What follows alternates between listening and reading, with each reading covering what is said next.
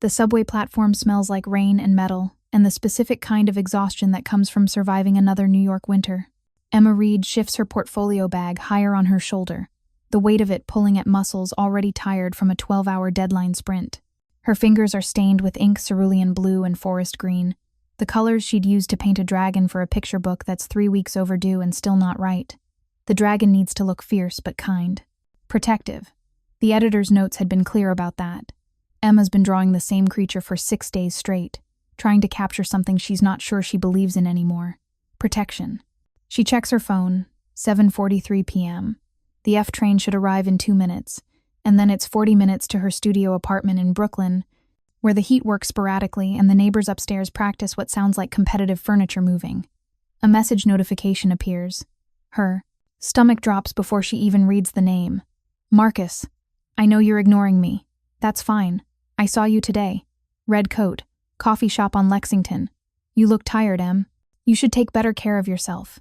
If you're enjoying this story so far, don't forget to hit the like button and subscribe.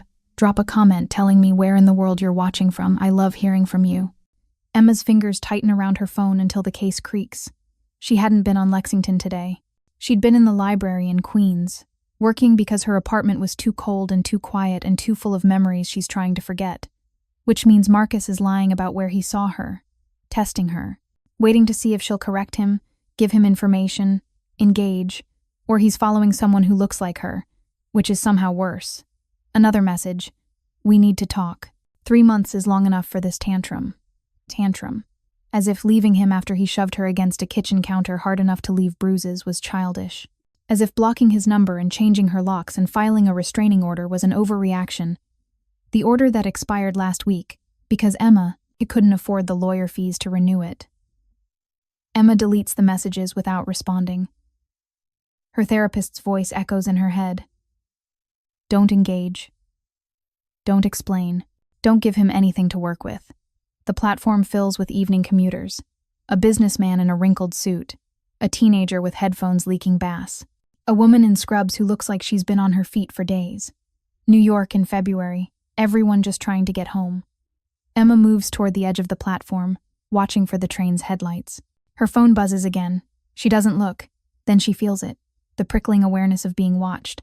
The way your body knows before your brain catches up that something is wrong. She turns slowly, scanning the crowd. Marcus stands at the far end of the platform, near the exit stairs.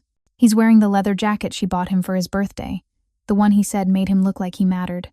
His hands are in his pockets, his expression unreadable across the distance. But he's looking right at her. Emma's heart kicks against her ribs. The restraining order is expired. He's not breaking any laws by being here. Not technically. The train's headlights appear in the tunnel. The crowd shifts forward. Emma moves with them, keeping bodies between her and Marcus, trying to calculate. Get on the train, he might follow. Don't get on. She'll be alone on the platform with him. She glances back. He's moving now, cutting through the crowd toward her, his pace just fast enough to be deliberate. Emma makes a choice born of panic and 3 months of therapy that taught her to trust her instincts. She turns away from the train and walks quickly toward the opposite exit, the one that leads to the shuttle connection, even though she doesn't need the shuttle. Behind her, footsteps match her pace. Emma, wait. His voice carries over the noise of the arriving train. She doesn't wait. She climbs the stairs 2 at a time, her portfolio bag bouncing against her hip, her breath coming fast. The upper level is less crowded. The shuttle platform is nearly empty, and Emma realizes her mistake immediately. She should have stayed with the crowd, should have gotten on the train with witnesses. Emma, stop running from me. Marcus's voice is closer now, bouncing off the tile walls. We just need to talk. She keeps walking, faster now, heading for the main exit. If she can get to the street, there will be people. Taxis, somewhere public. Her phone buzzes. Another message. Then another. He's texting while following her, which would be funny if it weren't terrifying. Emma pushes through the turnstile and climbs the final stairs to street level. The cold hits her like a slap February wind off the East River, cutting through her red coat. The street is moderately busy with evening foot traffic, but not crowded. Not safe. She looks back. Marcus is at the top of the subway stairs, scanning for her. Their eyes meet. Emma runs. Not thinking, just moving. Her bag, banging against her side. her boots slapping against wet pavement. She turns right onto a side street, then left into what she hopes is a busier area. Behind her, Marcus's footsteps echo. He's not running, just walking fast, confident. He knows she'll get tired first. He knows she has nowhere to go. Emma's lungs burn. Her ankle twists slightly on uneven pavement, but she catches herself. Up ahead, she sees lights, people, a restaurant with outdoor heaters and laughing groups. And near the entrance, a man in a dark coat, alone, checking his phone. Emma doesn't think. She doesn't have time to think. She runs straight to him and throws her arms around him from behind. The man goes rigid under her grip. Emma presses her face against his back, feeling expensive wool against her cheek, smelling something crisp and cedar.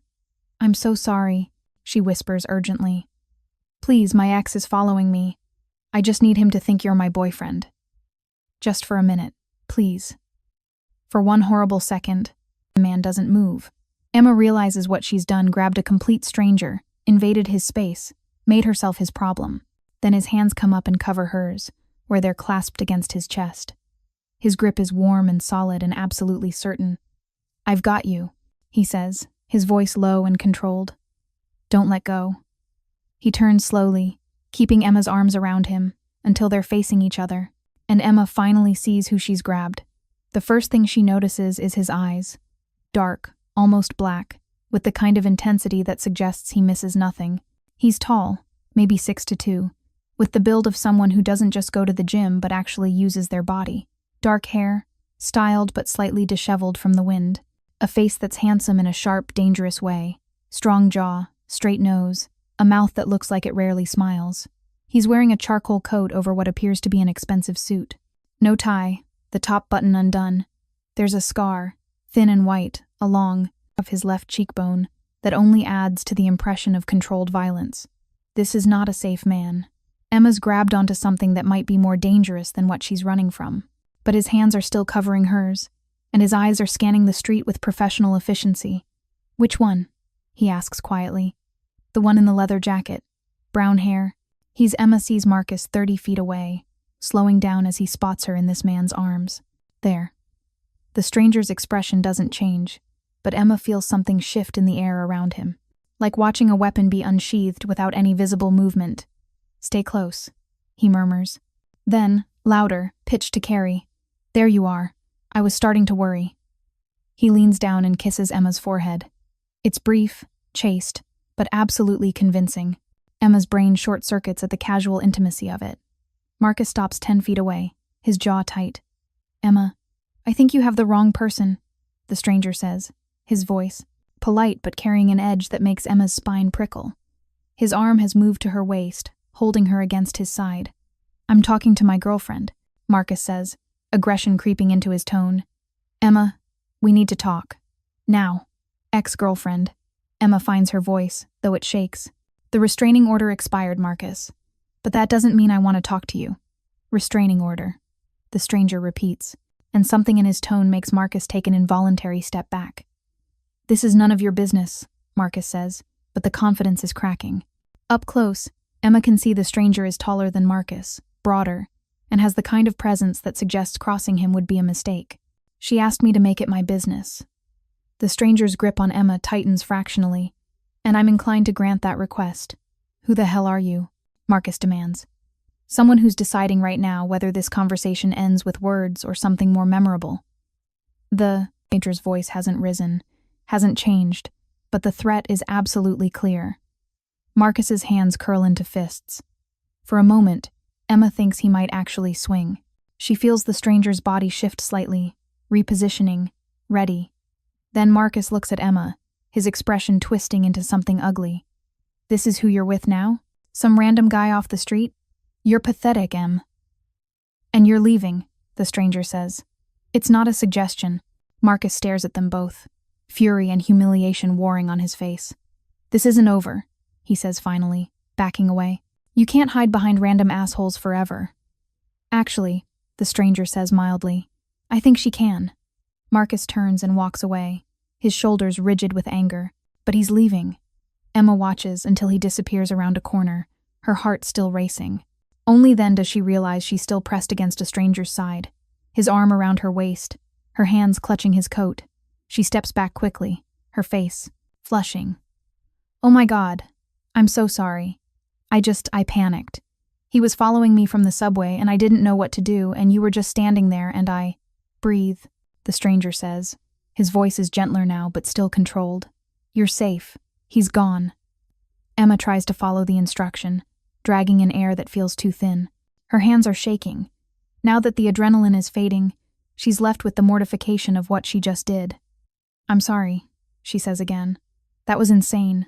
I just grabbed you like a crazy person. You were probably waiting for someone and I was waiting for no one," he says. "And you're not crazy. You were scared." His eyes are still scanning the street, watchful. Emma notices he's positioned himself between her and the direction Marcus disappeared, his body angled to shield her. "Thank you," she manages, "for playing along, for..." She gestures vaguely at the space between them. "All of it. You said restraining order. It's not quite a question." Emma wraps her arms around herself, suddenly cold despite the coat. "It expired last week. He's been texting, showing up. Tonight he was at my subway stop." Her voice cracks slightly. "I thought if he saw me with someone, maybe he'd back off." The stranger studies her for a long moment. Emma has the unsettling feeling he's reading her entire history in the shake of her hands and the bruise shadow under her eyes. "Are you hurt?" he asks. "No, just scared." "Good." He reaches into his coat pocket and pulls out a phone. Expensive, sleek. He types something one-handed, his other hand still resting near Emma's elbow, steadying. "Do you live far from here?" "Brooklyn." "Why?" "Because you're not taking the subway." He glances at her. "Not tonight. Not with him knowing your route. I can't afford a cab to Brooklyn," Emma says automatically, then feels stupid for admitting it to a stranger in an expensive suit. "You're not paying for it," he says, as if it's already decided. "My driver will take you home." "Your driver," Emma stops. "I can't let you do that. You've already done more than enough. Consider it insurance. If something happens to you on the way home, I'll feel responsible." His tone suggests this is non-negotiable. A black town car pulls up to the curb as if summoned by telepathy. The driver, an older man with silver hair and kind eyes, nods once to the stranger. "This is Paolo," the stranger says. "He'll make sure you get home safely."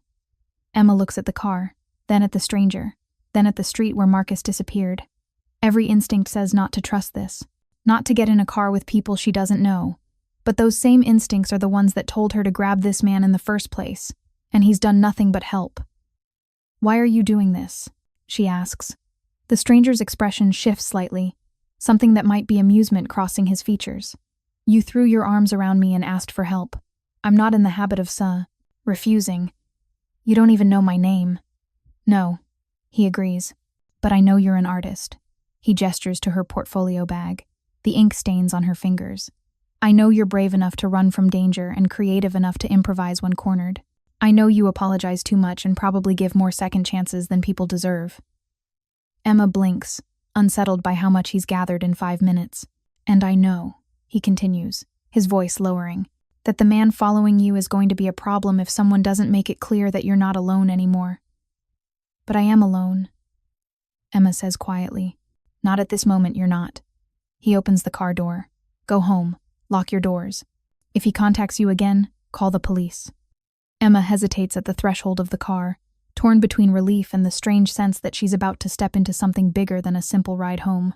"Thank you," she says again, feeling the inadequacy of the words. "Really, I don't know what would have happened if you hadn't been there." "You would have figured it out," he says. "You seem resourceful." Emma slides into the car, the leather seat warm and impossibly comfortable.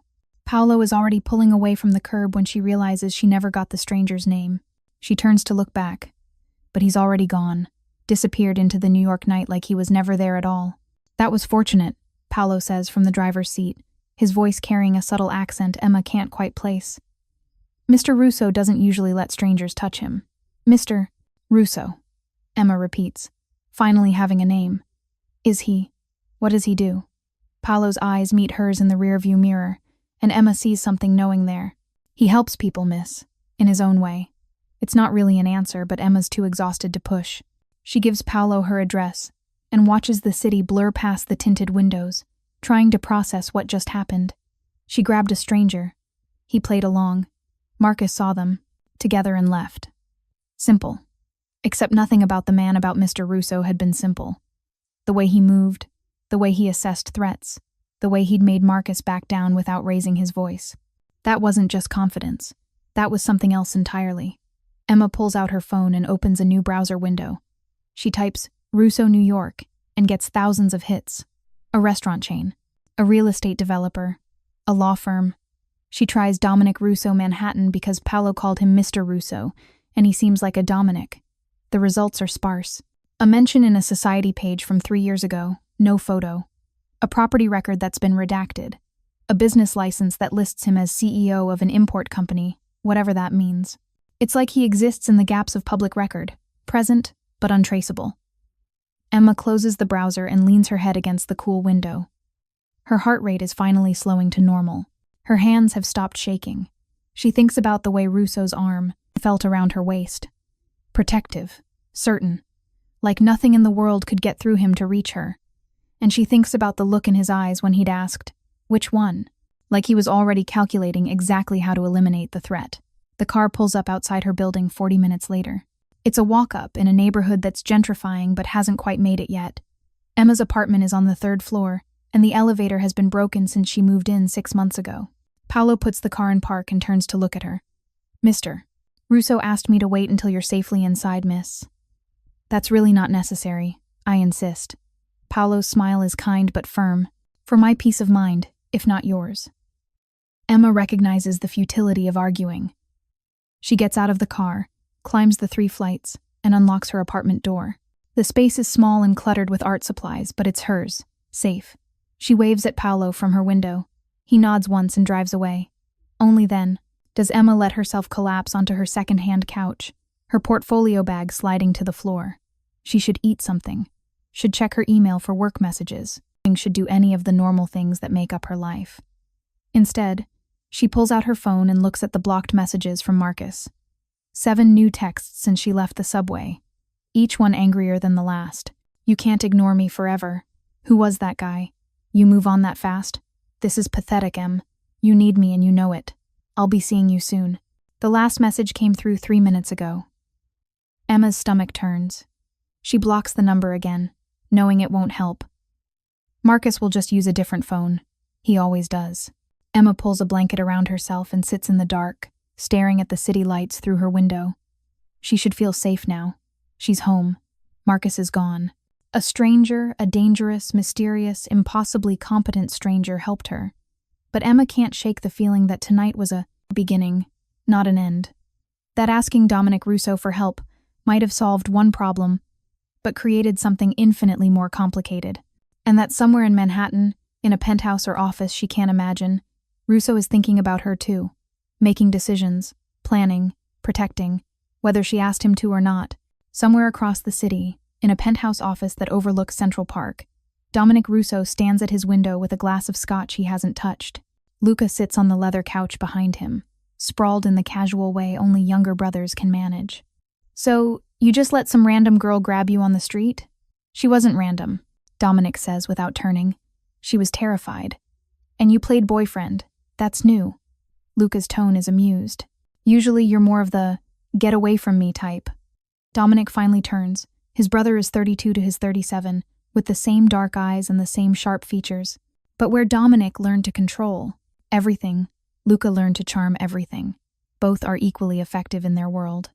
"The ex is going to be a problem," Dominic says. "Did Paolo confirm she got home?" 20 minutes ago. Luca studies his brother with interest. "You had him wait until she was inside. That's thorough even for you." She said the restraining order expired. "That means she's unprotected. She's also not your responsibility." Dominic takes a sip of scotch finally. The burn grounds him. "She asked for help. From a stranger on the street. Not from Dominic Russo." Luca sits forward. "She has no idea who you are, what you do, and you're planning something. I can tell. I'm planning nothing." "Liar." Dominic smiles faintly. His brother knows him too well. "Have Marco look into someone. Marcus Webb. He followed a woman named Emma Reed from the subway tonight. I want to know who he is, what he does, and whether he has a record." "Emma Reed," Luca repeats. "The girl." The woman who had enough courage to grab a stranger rather than face her ex alone. Yes. Luca pulls out his phone, texting. Marco will have something by morning. And then what? You send some guys to scare off the ex? Send her a care package? What's the play here? I haven't decided yet. But you will. Luca stands, stretching. Just remember, Dom. Girls like that, normal girls with normal problems, they don't fit into our world. This isn't Pretty Woman. You can't just rescue her and ride off into the sunset. I'm aware. Are you? Because you've got that look. The one you get when you've decided something is yours to protect. Dominic turns back to the window. She grabbed me, Luca. Trusted me on instinct. When was the last time anyone did that without knowing who I was first? Never, Luca admits. That's the point. People are usually terrified of you before they've met you. She didn't know enough to be scared. Exactly. Dominic drains his scotch. She saw a man and asked for help. Not a boss. Not a Russo. Just someone who might be decent enough to play along for 5 minutes. And now you're going to make sure her ex doesn't bother her again. Among other things. Luca sighs. This is going to get complicated, isn't it? Dominic doesn't answer. He doesn't need to. The moment Emma Reed's arms wrapped around him, the moment he felt her trembling against his back, the moment he turned and saw the fear in her eyes that she was trying so hard to hide, that moment, everything had already become complicated. Because Dominic Russo has resources most people can't imagine, connections that go deeper than the law, the ability to make problems disappear permanently if necessary. And Emma Reed, with her ink-stained fingers and her desperate courage, just became his problem, whether either of them is ready for that or not. Dominic's phone buzzes at 2 a.m. He's still awake, working through shipping manifests that don't need his personal attention but give his mind something to do, besides replay the feeling of Emma's arms around him. The text is from Marco. Got your info. This is bad, boss. Calling. The phone rings before Dominic can respond. Tell me. Marco Santoro has been Dominic's head of security for 8 years. He's thorough, careful, and only uses the word bad when he means it. Marcus Webb, 32, works in finance, hedge fund analyst. Clean on paper, no arrests, no record. But I pulled some favors. Marco's keyboard clicks in the background. 3 different women have filed restraining orders against him over the past 5 years. All expired or dropped. One of them ended up in the hospital with a broken arm. She claimed it was an accident. Dominic's grip tightens on the phone. And the others? Moved out of state. Both of them. Like they were running. What about Emma Reed? Filed her order 3 months ago after an incident at her apartment. Police report says Webb shoved her into kitchen counter, left bruising. She has photos, but she didn't press charges. Order expired last week. She works freelance as an illustrator, children's books. Makes maybe $30,000 a year. Most of that irregular. Lives alone, no family in New York. $30,000 a year. Dominic spends more than that on wine. Webb's been texting her from multiple numbers. Marco continues. I pulled phone records. 47 messages in the last week alone. He's escalating. Location? He lives in Murray Hill. Works in Midtown. But Dom, there's something else. Marco pauses. Webb's connected. His uncle is Jonathan. Webb sits on the board of 3 major corporations. The family has serious money. And influence. If you're thinking of intervening, it could get messy. Define messy. The kind where powerful people ask questions and expect answers. The kind that draws attention we usually avoid. Dominic thinks about Emma's shaking hands. The way she apologized for asking for help, like being afraid, was something to be ashamed of. Find out everywhere Webb goes, where he drinks, where he works out, where he gets his coffee. I want to know his patterns, boss, and put someone on Emma's building. Discreet surveillance. I want to know if Webb goes near her again. You're pulling resources for a woman you met once on the street. She asked for help, Marco. I'm making sure she gets it. Marco sighs. I'll have someone there by dawn. But Dominic, if this goes sideways, if Webb's family pushes back, then they'll learn what happens when they protect men who hurt women. Dominic's voice is cold. I've buried bigger problems than a hedge fund analyst with a rich uncle. Yeah, Marco says quietly. That's what worries me. After he hangs up, Dominic returns to the window. The city glitters below him. Millions of people sleeping in their belief that the world is fundamentally safe, that there are rules everyone follows, that bad things happen to other people, not to them. Dominic knows better.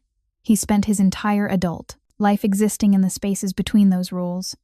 making sure certain problems are handled before they become public knowledge. His family built their fortune on understanding that power doesn't come from what you do in the light, but what you can do in the dark.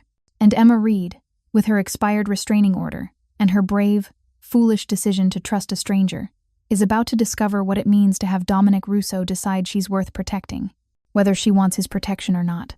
2 days pass. Emma tries to return to normal deadlines, sketches, the dragon that still won't look quite right. But Marcus won't let her forget he's there. Tuesday morning, a text from a new number. I miss you, Em.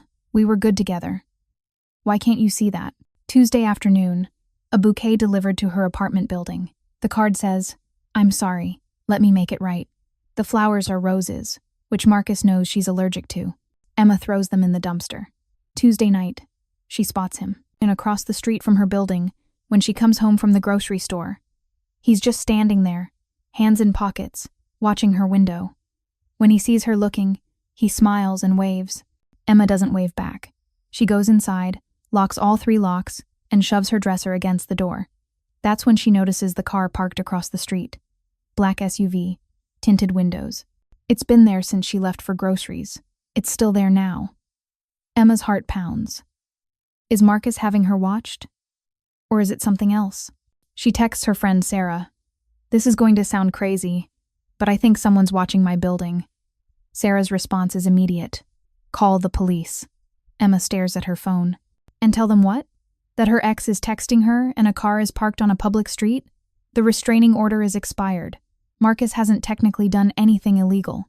She's about to close the curtain when her apartment buzzer rings. Emma freezes. The buzzer rings again. Then her phone rings an unknown number. She answers without thinking. Hello? Miss Reed. It's a woman's voice, professional and calm. This is Sophia Martinez. I work for Dominic Russo. I'm downstairs. May I come up? Emma's brain stutters over the name. Dominic Russo. The man from the street. 2 days ago. And she'd almost convinced herself he was a hallucination born of panic and adrenaline. Why? Mr. Russo asked me to check on you. He's concerned about your safety. I have some information he thought you should have. How did you get my address? Mr. Russo is thorough. Sophia's tone suggests this is obvious. I understand if you're hesitant. I can leave a package with your super. But Mr.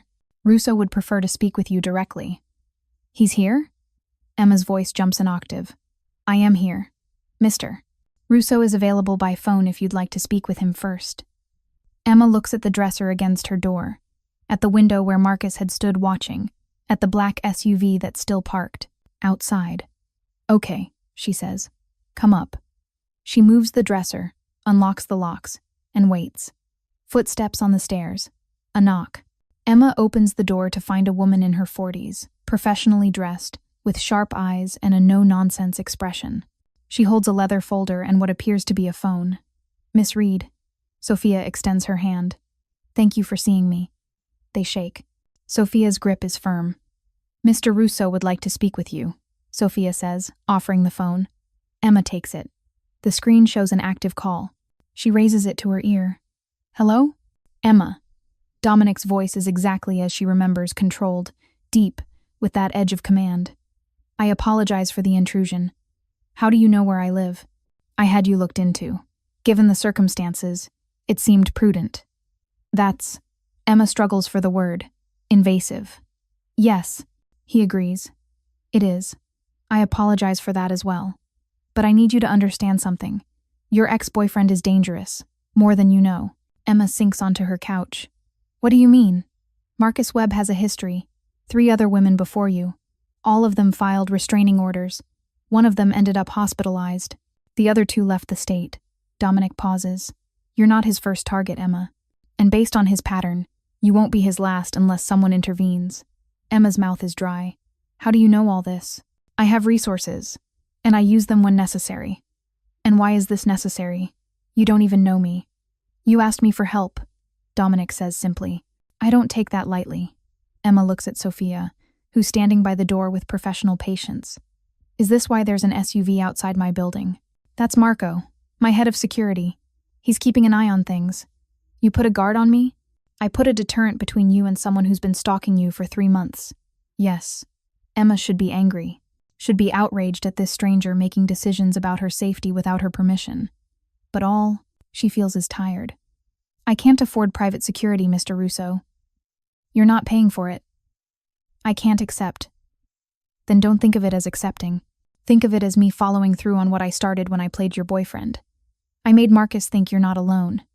If I walk away now, he'll know it was an act. Emma closes her eyes. The logic is sound, but it feels like she's slipping into something she doesn't understand, something bigger than a helpful stranger. What do you want from me? She asks quietly. There's a pause. I want you to let me help you. Why? Because you grabbed me instead of giving up. Because you're brave and you shouldn't have to be brave alone. His voice softens slightly. And because I have the resources to make sure Marcus Webb doesn't hurt you, and it would bother me not to use them. Emma opens her eyes. Sophia is watching her with something that might be sympathy. Sophia has information on Webb, Dominic continues. Patterns, locations, habits. She also has a phone for you encrypted, untraceable. If you need help, if you feel unsafe, you call the first number programmed into it. Day or night, someone will be there in minutes. This is insane, Emma whispers. This is reality. Your reality. At least until Webb moves on to someone else, or learns you're not worth the trouble. And you think having guards and encrypted phones will do that? I think having me do that will do that. There's steel in Dominic's voice now. When Webb realizes you're under my protection, he'll back off. Men like him are cowards at their core. They prey on women they think are isolated. You're not isolated anymore. Emma should say no. Should tell this stranger, this mysterious, invasive, impossibly competent stranger, that she can handle her own problems. But she can't. She's tried. For 3 months she's tried. And Marcus is still there, still texting, still watching. Okay, she says. Okay. Thank you for trusting me, Emma. She laughs. Brittle. I don't know if I trust you, Mr. Russo. I just don't have better options. Fair enough. She can hear the slight smile in his voice. Sophia will explain everything. And Emma, call me Dominic, Mr. Russo makes me sound like my father, and I've spent my life trying not to be him. He hangs up before she can ask what that means. Sophia opens the leather folder. Inside are photographs of Marcus entering his office building, at a bar, at a gym. There's a typed document listing his schedule, his regular haunts, his known associates. How did you get all this? Emma asks, stunned. Mr. Russo has extensive resources, and he's very motivated when he decides someone needs protection. Sophia pulls out a phone, sleek, new. This is yours. It's secure. The first number is a direct line to our security team. The second is Mr. Russo's personal number. Use it if you need to. Emma takes the phone like it might bite her. This is too much. Miss Reed, Sophia's expression softens. I've worked for Mr. Russo for 6 years. In that time, I've seen him help many people. He doesn't do it for recognition or reward. He does it because he believes power should be used to protect, not to harm. You asked him for help, and he's giving it. Let him. After Sophia leaves, Emma sits alone in her apartment, holding an encrypted phone and looking at surveillance photos of her ex-boyfriend. This is her life now, protected by a stranger who has resources she can't imagine and motivations she doesn't understand. She thinks about Dominic's voice. Controlled, certain, like nothing in the world could touch what he decided was his. And Emma realizes, with a chill that's not entirely unpleasant, that he's decided she's his to protect. The question is, what does that mean? What does a man like Dominic Russo want in return? And what happens when Marcus discovers that Emma's not as alone as he thought? Emma finds out the next day. Emma finds out Wednesday afternoon, when Marcus shows up at the coffee shop where she's working. She's camped at a corner table with her laptop and sketchpad, trying to fix the dragon that still isn't right. The cafe is warm and busy, the kind of anonymous public space where she feels safe, or felt safe, until Marcus walks through the door. He doesn't see her at first. He's ordering at the counter, chatting with the barista like he has every right to be here, like he didn't follow Emma across the city. Emma's fingers freeze on her stylus. Her new phone, Dominic's phone, is in her bag. She could call, should call, but Marcus hasn't done anything yet except exist in the same coffee shop. Then he turns, scanning the room, and his eyes land on her. The smile that crosses his face makes Emma's stomach drop. He walks over, carrying his coffee, moving with the casual confidence of someone who believes he's welcome. Emma, what a coincidence.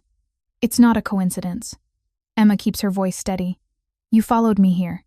I was in the neighborhood. Marcus pulls out the chair across from her without invitation. We need to talk. No, we don't. Emma starts packing her laptop. I'm leaving. Who was he? Marcus's hand shoots across the table, not touching her but close enough to block her movement. The guy from the other night. Your new boyfriend? That's none of your business. Everything about you is my business, Em. We were together for 2 years. If you're hooked on this story, make sure to subscribe and turn on notifications so you never miss an upload. Your support means everything and helps me bring you more emotional stories like this one.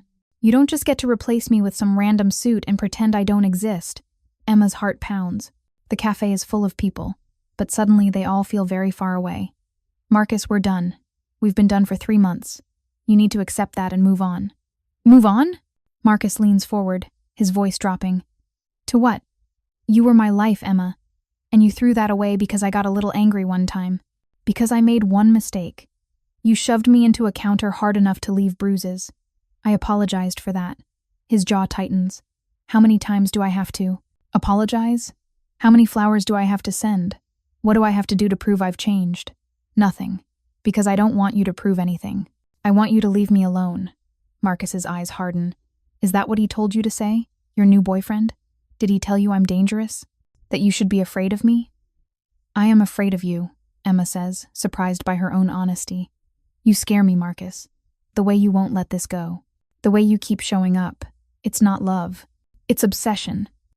It's not... Marcus's voice rises, drawing glances from nearby tables. He catches himself, lowering his volume but not the intensity. You don't understand. I need you. We're meant to be together. Emma stands, slinging her bag over her shoulder. We're not. And if you keep following me, I'll file another restraining order. With what money? Marcus's smile is cruel. You can barely afford rent, Em. Who's going to pay for a lawyer? Your mysterious boyfriend? Or are you just hoping he'll keep playing hero? Before Emma can respond, the cafe door opens. A man walks in late 20s, built like he spends every free moment at the gym, wearing a perfectly fitted suit that screams money and purpose. He scans the room with professional efficiency, his gaze landing on Emma's table. Marco, Dominic's head of security. He doesn't approach directly. Instead, he orders coffee at the counter, but positions himself where he has a clear line of sight to Emma and Marcus. Marcus follows Emma's gaze and sees Marco. Something in his expression shifts confusion, then recognition. Is he with you? I don't know him. Emma lies, but her voice wavers. He's watching us. Marcus stands abruptly. He's one of them, isn't he? Your boyfriend's people. Emma doesn't answer. She walks toward the door, and Marco moves to intercept, timing it so he arrives at the exit just as she does.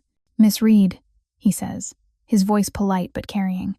Mr. Russo asked me to check if you needed anything. I'm fine. Emma manages. Marco's eyes flick to Marcus, still standing by the table, fury radiating from every line of his body. Are you sure? You look uncomfortable. She said she's fine. Marcus snaps, stalking toward them. Who the hell are you? Security. Marco doesn't elaborate. Miss Reed, your car is outside, whenever you're ready. I didn't call for a car. Mr. Russo anticipated you might need one. Marco's hand gestures toward the door, subtly positioning himself between Emma and Marcus. Emma should protest, should assert her independence. But Marcus is standing too close and the cafe suddenly feels too small and Dominic's protection is right there, solid and real. Thank you, she says quietly, and lets Marco guide her outside. A black SUV is parked at the curb, engine running. Marco opens the door and Emma slides in, her hands shaking now that the adrenaline is catching up. Through the cafe window, she can see Marcus watching, his phone pressed to his plast ear, his face twisted with rage. Marco closes her door and speaks to the driver, a woman with short dark hair and alert eyes. Take her home. Stay until I get there. The SUV pulls into traffic, and Emma finally allows herself to breathe. I'm Teresa, the driver says, her voice warm despite the circumstances. Don't worry. We've got you. Emma leans her head against the window, watching the city blur past. She pulls out her phone, her regular phone, not Dominic's, and sees 3 missed calls from Marcus. Then a text. You're making a mistake. He can't protect you forever. Her hands shake as she switches to the encrypted phone Dominic gave her. His personal number is programmed in. Her thumb hovers over it. She shouldn't call. This is already too much. Too invasive. Too complicated. The phone in her hand buzzes. A text from an unknown number appears on her regular phone. I know where you live. I know where you work. I know you're alone. Enjoy your guard dogs while they last. Emma's. Breath catches. She switches to Dominic's phone and calls. He answers on the first ring. Emma. He was at the cafe. Marcus. He followed me there, and when your guy showed up, Marcus. Her voice breaks. He just texted me. He knows about the security. He thinks it's temporary. Where are you now? In the car. Teresa's driving me home. Good. Teresa's one of my best. You're safe with her. Dominic's voice is calm, anchoring. Forward me that text. I want to see exactly what he said. Emma does. Her fingers clumsy on the screen. Emma. Dominic's tone shifts, gentler. I know this is frightening, but I need you to trust me. Marcus is escalating because he's losing control. Men like him don't know how to process rejection.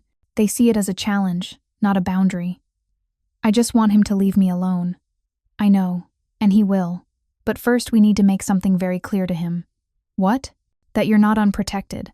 That touching you, threatening you, even thinking about you, comes with consequences he can't afford. Dominic pauses. I'd like you to come to my office, today. There are things we need to discuss, and I'd prefer to do it in person. Your office. As in, where you work. Yes. Emma thinks about the surveillance photos, the resources, the way Dominic had made Marcus back down with nothing but his presence. Whatever Dominic Russo does, whatever his business really is, it's not something ordinary. I don't think that's a good idea, she says carefully. Why not? Because I don't really know you. Because this is all happening so fast. Because she struggles for the truth. Because I feel like if I come to your office, if I step deeper into your world, I won't be able to step back out. Silence on the other end. Then, you're right. Emma blinks. I am? Once you see what I can do, once you understand how deeply I'm willing to involve myself in keeping you safe, it will change things between us. You'll know too much to walk away easily. Dominic's voice is honest, almost vulnerable. But Emma, Marcus isn't going to stop. The texts, the following, the confrontations, they're going to get worse. I've seen this pattern before. It doesn't end with him getting bored and moving on. It ends with violence unless someone intervenes. And that someone is you. That someone is already me. I made that decision 2 nights ago when you asked for help. The only question now is whether you'll let me finish what I started. Teresa pulls up to Emma's building. The black SUV is still parked across the street, and Emma recognizes Marco's silhouette in the driver's seat of a second vehicle that's appeared since this morning. He's putting more guards on me, Emma says into the phone. Yes, until I'm certain Marcus understands the situation. Which is what? That I belong to you now? No. Dominic's voice is sharp. That you're protected by me. There's a difference. You don't belong to anyone but yourself, Emma. But while Marcus is a threat, you're under my protection. And everyone in this city who needs to know will know it. Emma closes her eyes. This is insane. This is completely, utterly insane. What's your address? She asks. Dominic gives her an address in Tribeca. When can you be here? Give me an hour. I'll send a car. I can take the subway. Emma. His voice carries quiet command. Let me send the car. Please. She agrees because she's tired of fighting. Tired of being scared. Tired of pretending she can handle this alone. After she hangs up, Teresa walks her to her apartment door. Mr. Russo wanted me to check your locks, she says professionally. Inside, Teresa does a quick sweep. Windows, doors, the fire escape. You should consider upgrading your locks, she says. These are standard issue. Easy to pick. I'll add it to the list right after pay rent and eat something other than ramen. Teresa's expression softens. Mr. Russo will take care of it. He's particular about security for people under his protection. How many people is that exactly? Teresa considers the question. Not many. Mr. Russo is selective about personal involvement, but when he decides someone needs protection, he's thorough. After Teresa leaves, Emma stands in her apartment, trying to process. She's going to Dominic Russo's office. She's going to step deeper into whatever world he inhabits. She's going to see behind the curtain, and she's terrified it's going to be exactly what she suspects. An hour later, a town car arrives. Paolo is driving, his kind eyes meeting hers in the rearview mirror. Miss Reed, good to see you again? You too, Paolo. They drive through Manhattan in comfortable silence. Emma watches the neighborhoods change Brooklyn to Lower Manhattan to Tribeca, where the buildings grow taller and the money more evident. Paolo pulls up to a sleek high-rise with understated elegance. No obvious signage, just an address in bronze numbers. Top floor, Paolo says, handing her a key card. The elevator requires access. Emma takes the card, her heart pounding. This is it. The moment she crosses from protected civilian into something else entirely. The lobby is marble and glass, modern and expensive. A security guard nods at her as she approaches the elevator. He's expecting her. The elevator ride is silent and smooth. Emma watches the numbers climb 32 floors and tries to prepare herself for whatever she's about to see. The doors open directly into a penthouse office that takes her breath away. Floor-to-ceiling windows overlook the city, the late afternoon sun painting everything gold. The space is open but not cold leather furniture. Dark wood, art on the walls that Emma recognizes as expensive. A desk that looks like it costs more than her annual income. And Dominic, standing by the windows, wearing a charcoal suit without the jacket, his sleeves rolled to his elbows. He turns when she enters, and Emma feels the full force of his attention. Emma. He crosses the space toward her. Thank you for coming. I'm not sure I had much choice. You always have a choice. He stops a respectful distance away, not crowding her. Can I get you something? Coffee? Water? Answers, Emma says. I want answers. Who are you, really? What do you do? And why are you doing all this for someone you met on the street? Dominic studies her for a long moment. Fair questions. Sit? He gestures to a seating area, a leather couch and chairs arranged around a low table. Emma sits, and Dominic settles across from her, leaning forward with his elbows on his knees. My name is Dominic Russo. I'm 37. I run several legitimate businesses, import, export, real estate, private security, but that's not what you're asking. No. You're asking what I really do. What gives me access to surveillance, security teams, resources that most people don't have. He meets her eyes. I exist in the spaces between legal and illegal. I solve problems for people who can't use conventional channels. I move things that need to be moved quietly. I protect people and businesses that need protection but can't go to the police. Emma's mouth is dry. I don't like labels. They're reductive, but if you need one, think of me as a facilitator, someone who makes the city run more smoothly by handling the problems that fall through the cracks. That's a very polite way of saying you're an organized crime. Dominic doesn't flinch. My family has been in New York for 4 generations. We've built networks, relationships, systems that keep certain parts of the city functioning. Do I operate outside the law sometimes? Yes. Do I hurt people? Only people who hurt others first. Do I consider myself a criminal? He pauses. I consider myself practical. Emma should stand up, should walk out, should call the police, though she has no idea what she'd report. Instead, she asks, and what do you want from me? Nothing. That's not possible. Nobody does what you're doing without expecting something in return. Dominic leans back, his expression thoughtful. You're right. I do want something. I want you to be safe. I want Marcus to leave you alone. I want to know that the woman who had enough courage to grab a stranger for help doesn't end up as another statistic. Why? You don't know me. I know you're an artist who makes $30,000 a year and still finds ways to survive in the most expensive city in America. I know you're brave enough to run from danger but smart enough to recognize when you need help. I know you're kind, you apologize to me for asking for help, like being afraid was an imposition. His voice softens. And I know that when you hugged me, you were shaking so hard I could feel your heartbeat through your coat. But you did it anyway. That's worth protecting. Emma feels heat rise to her cheeks. This is too much. Security teams, surveillance, encrypted phones. I can't afford any of this. I'm not asking you to afford it. Then what are you asking? Dominic stands, moving to his desk. He picks up a folder and returns, handing it to Emma. I'm asking you to look at this and understand what Marcus is capable of. Emma opens the folder. Inside are reports, photographs, medical records, all redacted to protect identities, but the story is clear.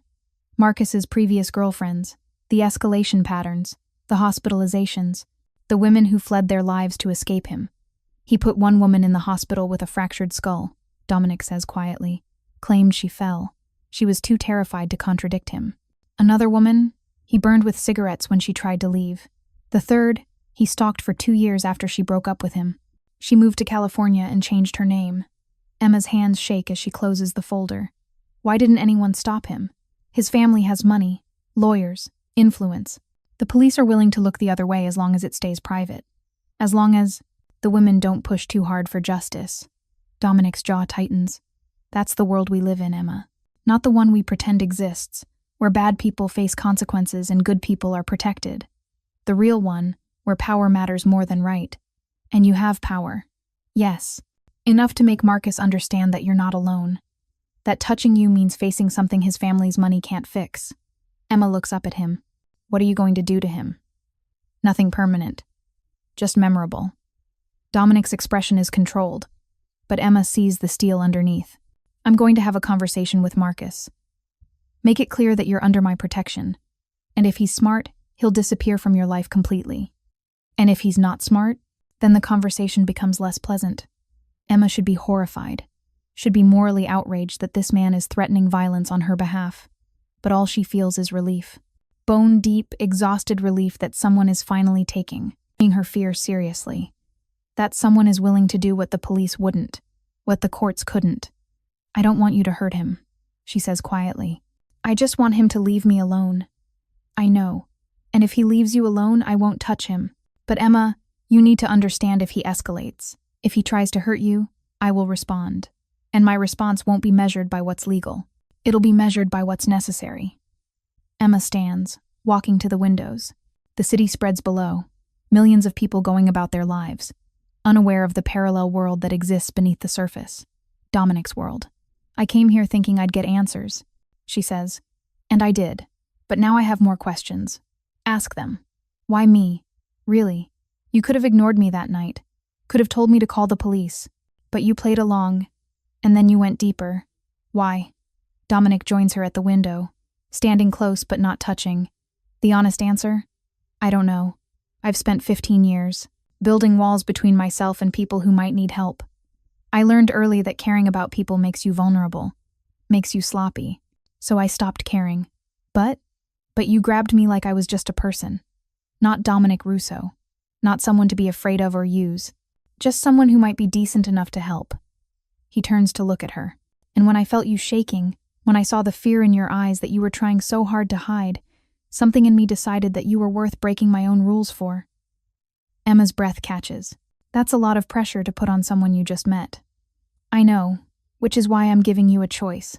Dominic steps back, giving her space. You can leave right now. I'll still keep security on you until Marcus is handled. But after that, you won't hear from me again. We'll go back to being strangers who helped each other once. Or you let me protect you properly. Move you to a safer apartment with better locks. Provide security until we're certain Marcus is no longer a threat. Let me use my resources to give you back the peace of mind you deserve. And what do I give you in return? Dominic's smile is slight, sad. The knowledge that I did something good. That's rarer in my world than you'd think. Emma turns back to the window, her reflection ghostly in the glass. Every logical part of her brain says to leave, to thank him and walk away and handle Marcus through official channels, however ineffective they might be. But logic hasn't kept her safe for 3 months. Logic didn't stop Marcus from following her, from texting her, from showing up at her coffee shop. Dominic Russo is offering her something logic can't provide. Certainty. The absolute certainty that someone with power is willing to use it for her. If I say yes, Emma says slowly. If I let you do this, what does it make me? Smart. Brave. Someone who understands that accepting help isn't weakness. Dominic's voice is gentle. Emma, you've been fighting alone for months. Let someone fight with you, just this once. She thinks about Marcus's text. Enjoy your guard dogs while they last. About the pattern in that folder escalation, violence, women who ran. About the fact that she's exhausted from constantly looking over her shoulder. Okay, she says finally. Okay, but I have conditions. Name them. I keep my job, my life, my independence. I'm not moving into some safe house where I can't work. Agreed. I'll upgrade your apartment's security, but you stay there. And this is temporary. Once Marcus backs off, we're done. You go back to your world and I go back to mine. Something flickers across Dominic's face, disappointment, regret, but he nods. If that's what you want. It is, Emma says, trying to convince herself as much as him. Then we have an agreement. Dominic extends his hand. Emma takes it. His palm is warm, his grip firm, and the handshake feels like signing a contract in blood. Neither of them knows, yet how impossible it will be to walk away. That evening, a team arrives at Emma's apartment. They're professional, efficient, and completely transform her security within hours. New locks, 3 of them. Commercial grade. Window reinforcements. A security camera for the hallway outside her door that feeds to an app on her phone. Rosa, a woman in her 50s with warm eyes and no-nonsense efficiency, supervises the installation. Mr. Russo sent me to make sure everything is done right, she explains. I manage his household. He asked me to help with yours as well. I don't need a household manager, Emma protests. You need someone making sure the work is done properly. Humor me. Rosa's smile is kind. Besides, Mr. Russo worries. This way he knows you're safe and I get to feel useful. By 8 p.m., Emma's apartment is more secure than a bank vault.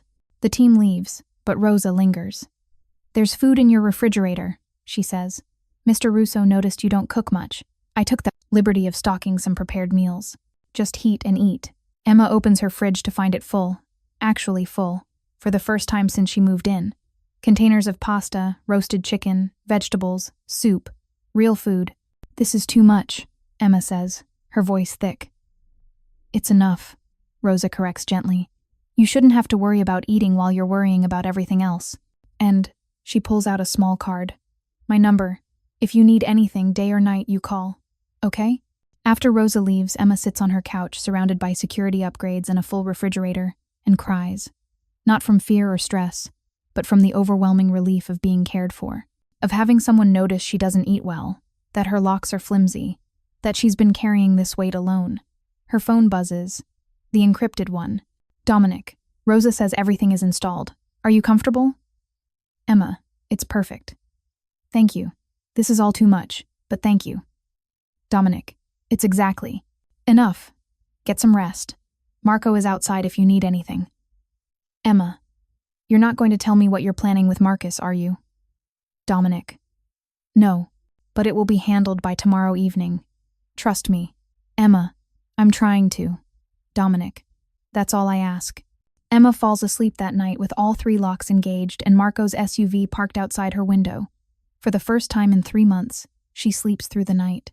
She doesn't know that across the city, Dominic Russo is making preparations, or that by tomorrow evening, Marcus Webb will learn exactly what it means to threaten someone under Dominic's protection. Dominic doesn't go to Marcus immediately. That would be crude, reactive. Instead, he gathers information like a surgeon preparing for a delicate operation.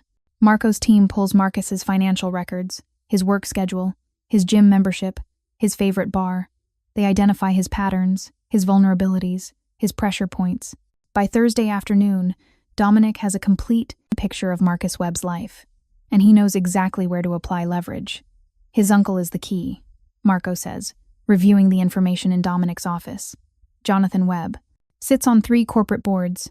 Marcus's job at the hedge fund? Uncle got it for him. His apartment in Murray Hill? Uncle's building. Marcus's entire life is built on family connections. And family connections can be severed, Dominic says. You want to go after the uncle? I want to make the uncle go after Marcus. Dominic pulls up a file on his computer. Jonathan Webb has been very careful to keep his nephew's behavior quiet. But if that behavior threatens his business relationships, his reputation, his board positions, he'll cut Marcus loose to save himself. How do we make that happen? Dominic smiles, cold. We show him exactly what his nephew is, and we make it clear that continued association carries consequences. That evening, Jonathan Webb receives a package at his office. Inside is a folder, containing police reports from Marcus's previous girlfriends, medical records, photographs, and a single typed note. Your nephew is a danger to women. His pattern of abuse has been protected by your influence. That protection ends now. The next time Marcus Webb threatens or contacts Emma Reed, this information goes to every board you sit on, every business partner you have, and every media outlet in New York. Choose wisely what you're willing to lose to protect him. The note is unsigned. It doesn't need a signature. Men like Jonathan Webb understand implicit threats. An hour later, Marcus receives a phone call from his uncle. The conversation lasts 15 minutes. Marco's team records every word. By the time the call ends, Marcus knows his family will not protect him anymore, that he's on his own, that whatever game he was playing with Emma is over. But Marcus doesn't process rejection well, never has. Instead of backing down, he decides to escalate. Friday afternoon, Emma is leaving a meeting with her editor when she notices Marcus across the street. He's not hiding anymore. He's just standing there, watching her building, his hands in his pockets. Emma's hand goes to her phone, Dominic's phone, but before she can call, Marco appears at her elbow. "Don't engage," he says quietly. "Get in the car, now." Emma lets Marco guide her to the SUV, her heart pounding. Through the window, she sees Marcus starting to walk toward them. But two more of Dominic's men materialize, blocking his path. "He's not backing down," Emma says as the car pulls away. "Your boss talked to his uncle, or did whatever he did, and Marcus is still here. He's desperate," Marco says. "That makes him dangerous, but also predictable." Mr. Russo anticipated this. Anticipated what? That Marcus would make one more move. Try one more time to get to you. And when he does, Marco's expression hardens. Mr. Russo will be ready. The car doesn't take Emma home. Instead, they drive to Tribeca, to Dominic's building. "Mr. Russo asked to see you," Marco explains. "He thinks it's safer if you're with him tonight. He thinks Marcus is going to try something." "Yes." Emma's stomach knots. What kind of something? What kind of something? The kind that ends badly for him if Mr. Russo has anything to say about it. In Dominic's penthouse, Emma finds him at his desk, phone to his ear, speaking in rapid Italian. He sees her and holds up a finger 1 minute. Emma waits, taking in the space. It's not just an office. There's a living area, a kitchen, floor-to-ceiling bookshelves. This is where he lives. Dominic ends his call and stands. "Emma, I'm sorry for the abrupt summons. Marco said you think Marcus is going to try something. I know he is. My team intercepted a message. Marcus is planning to go to your apartment tonight. He believes you're alone, believes the security is temporary. He's going to try to confront you." Emma's blood runs cold. "How do you know this?" "Because I've been monitoring his communications since Tuesday." Dominic's tone is matter of fact. His phone, his email, his texts. He's sloppy when he's angry. "That's illegal." "Yes, it's also effective." Dominic moves closer. "Emma, I need you to stay here tonight. Marcus will find your apartment empty, and my people will make it very clear that approaching you is no longer an option. What are they going to do to him? Have a conversation. Nothing more, unless he makes it necessary." Emma sinks onto the couch, her hands shaking. This is insane. This is completely insane. "I know." Dominic sits beside her, not touching but close. "And I know this isn't what you signed up for. But Marcus forced this escalation. Not me. Not you. Him. I just wanted him to leave me alone," Emma whispers. "And after tonight, he will. I promise you that." Emma looks at him, this man who's inserted himself into her life with his resources and his protection, and his absolute certainty that he can fix things. "How? Can you promise that?" "Because I don't make promises I can't keep." Dominic's dark eyes hold hers. "After tonight, Marcus will understand 3 things. 1. You're protected by someone he can't intimidate. 2. His family won't save him if he continues. 3. The consequences of bothering you again are more than he's willing to face. And if he doesn't care about consequences, then the consequences become physical." Dominic's voice doesn't rise, but Emma hears the steel underneath. "I would prefer not to hurt him. But I will if necessary. You need to know that about me, Emma. I'm capable of violence when it serves a purpose, and protecting you is purpose enough." Emma should be horrified, should reject this, all of this, the surveillance and the threats and the casual discussion of violence. But she's so tired of being afraid, so tired of carrying this alone. "What do you need me to do?" she asks quietly. "Stay here tonight. Tomorrow, you go back to your life. But tonight, let me handle this." Emma nods, not trusting her voice. Dominic stands, moving to his kitchen. "Are you hungry?" Rosa left food. "I don't think I could eat." "Try anyway. You're running on adrenaline, and it's going to crash."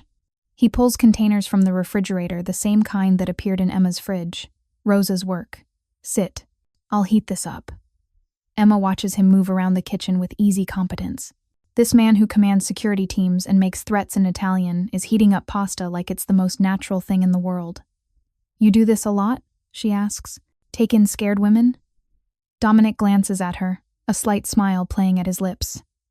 You're the first. I don't believe you. Believe what you want, but it's true. He plates the pasta, adds some bread, brings it to the table. I've helped people before, made problems disappear, but I've never brought anyone here. This is my private space.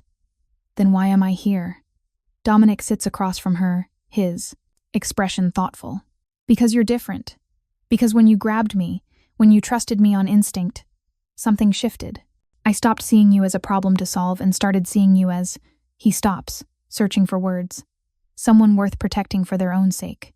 Not as a favor, not as business, just because. Emma's throat tightens. That's a lot of weight to put on a stranger. You're not a stranger anymore, Emma. You're someone who's been in my penthouse, who knows what I do, who's trusted me with your safety. That makes you something else entirely.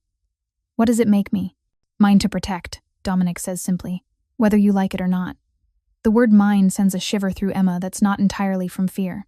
She looks at this man dangerous, controlled, absolutely certain, and realizes she's crossing a line she can't uncross. Eat, Dominic says, his voice gentler. Then we'll wait for Marco's call. And after tonight, Marcus Webb will be nothing but a bad memory. Emma eats because he's right, she needs to. The pasta is good, real food, and she hadn't realized how much she'd been surviving on coffee and anxiety.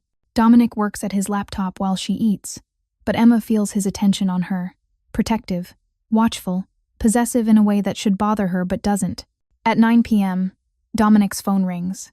He answers, listens, his expression unchanging. Good. Make it clear, make it memorable, but no permanent damage. He hangs up and looks at Emma. Marcus is at your apartment building. He's trying to get in. Emma's hands grip the table. And my people are explaining to him why that's a mistake. It won't take long. Emma stands, pacing to the windows. Below, the city glitters, oblivious. Somewhere out there, men are threatening her ex-boyfriend on her behalf. This is her life now. I can't watch this, she says, knowing what's happening. I can't… Dominic is behind her suddenly, his presence solid. You don't have to watch. You just have to let it happen. That's not better. It's necessary. His hand rests lightly on her shoulder. Emma, men like Marcus don't respond to reason. They don't respect boundaries. They only understand power. And right now, I'm using my power to establish a boundary he can't cross. Emma closes her eyes. I didn't want this. Any of this. I know. But you asked for help, and this is what help looks like in my world. Not pretty, not clean, but effective. They stand like that for long minutes. Emma at the window and Dominic behind her, until his phone rings again. It's done, Marco says. Dominic has it on speaker so Emma can hear. Webb tried to get past the new locks. We intercepted.